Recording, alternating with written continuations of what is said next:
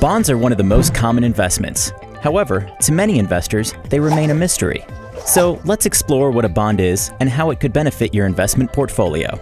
A bond is simply a loan given to a company or government by an investor.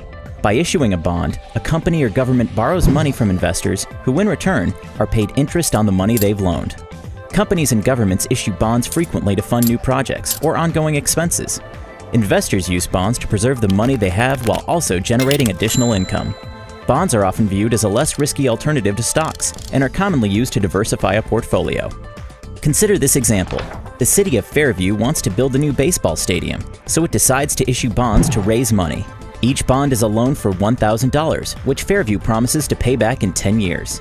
To make this loan more attractive to investors, Fairview will pay an annual interest rate of 5%, which in the bond world is also known as a coupon rate. An investor buys the bond at face value for $1,000. Now let's fast forward. Each year, the city of Fairview pays the investor $50. These regular interest payments continue for the length of the bond, which is 10 years. Once the bond reaches maturity, the investor redeems his bond and Fairview returns his $1,000 principal investment. This bond was a good deal for both the city and our investor. Fairview got the money it needed to build the stadium. The investor received regular interest payments and the return of the original investment. Because a bond offers regularly scheduled payments and the return of invested principal, bonds are often viewed as a more predictable and stable form of investing. Compare regular payments of a bond to the experience of owning a stock.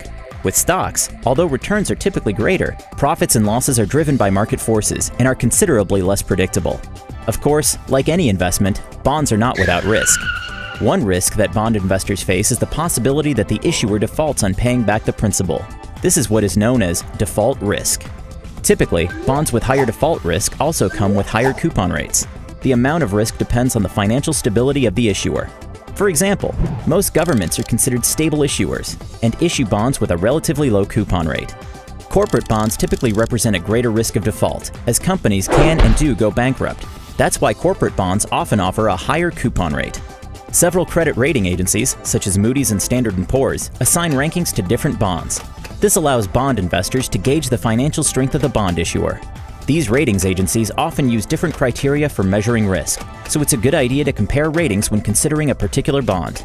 And keep in mind, rating agencies aren't always accurate, so be sure to research a bond and its risks thoroughly before investing. Another risk to consider is interest rate risk. This is the risk that interest rates will go up and any bonds you own will be worth less if sold before their maturity date. After all, when interest rates rise, more investors allocate their money into new, higher interest rate bonds. If you want to unload a low interest rate bond to take advantage of these new rates, you would have to sell your bond at a discount to make it a worthwhile purchase for another investor. So what role can bonds play in a diversified portfolio?